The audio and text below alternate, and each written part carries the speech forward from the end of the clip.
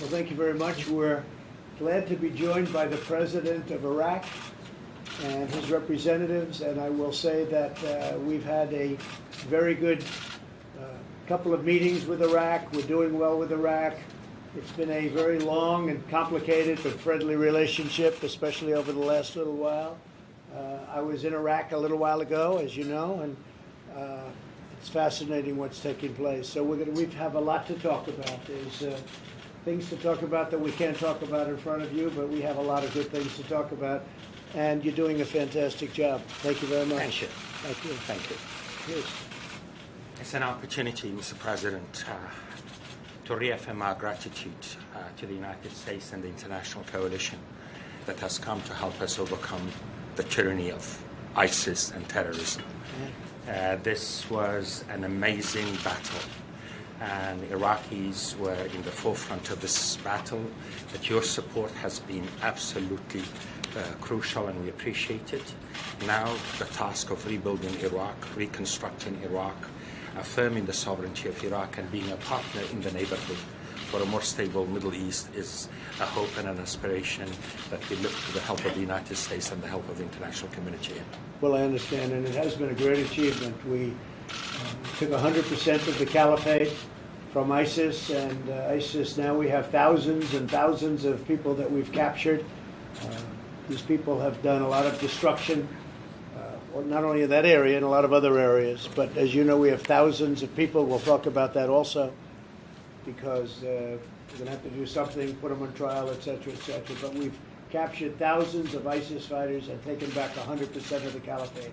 And when I first became president, it was a mess. It was a big mess, and we all worked together and we got it done, but it was a great achievement, so we appreciate that, and we look forward to our discussion. Thank you. Thank you very much. Mr. President, would you ask Prime Minister Pelosi? Thank you, Mr. President. Good to see you.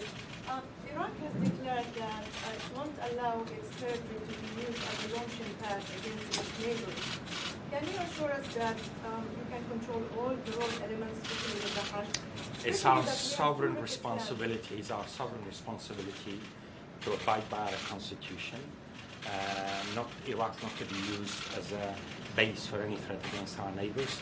It is work in progress, and Iraq has been a constructive player in the neighborhood, trying to assure all our neighbors that the stability and sovereignty of Iraq is a common interest.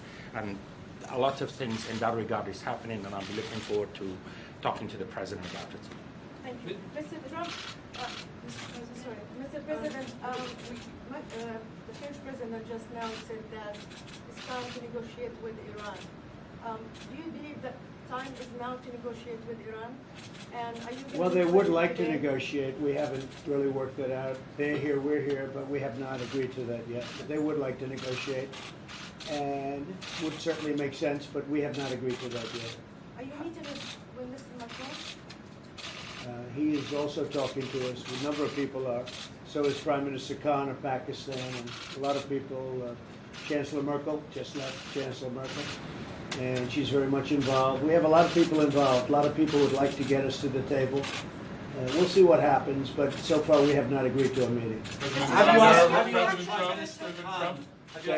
you asked Prime Minister Khan to mediate with Iran? Well, he'd like to do that, and we have a very good relationship, and there's a chance that that could happen. But no, I haven't spoken. He actually asked me. He thought it would be a good idea to meet.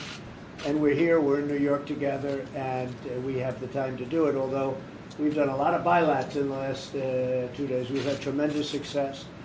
I was treated very nicely on the speech, a lot of good reviews on what we had to say, and so I appreciate that. The media was actually very good on the speech. Mr. President, your reaction to Speaker Pelosi saying today that she is moving toward an impeachment announcement? Well, I haven't heard this. Look, it's just a continuation of the witch hunt. It's the worst witch hunt in political history. We have the strongest economy we've ever had. We have the best unemployment numbers we've ever had. African American, Asian American, Hispanic American, lowest in history. Best numbers we've ever had. Our country is doing phenomenally well.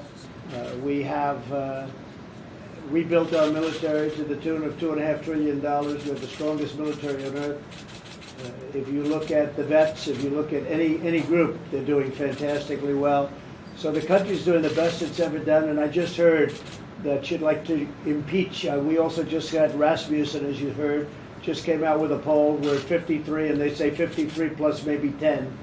A lot of people say that because you add about 10% to the Trump polls, because some people don't want to talk, they just want to go out and do it, and they know what's good. Our country's doing the best it's ever done.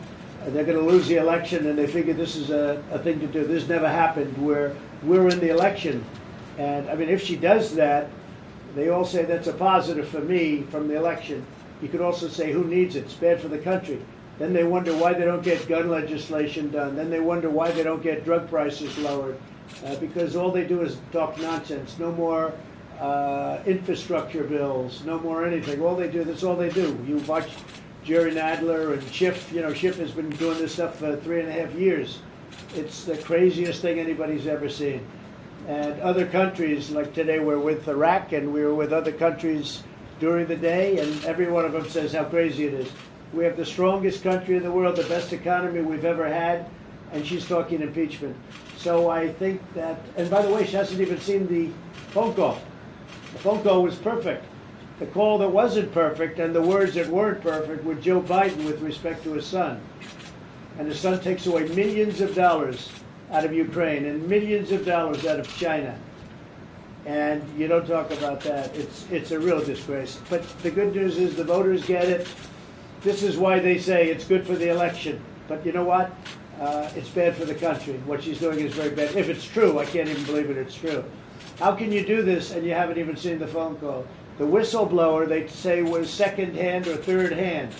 And it was reported, though I have no idea who the whistleblower is. I guess I could find out. Maybe I couldn't find out. But they say it was a very partisan person, the whistleblower. But it was second or third hand. Never heard the call.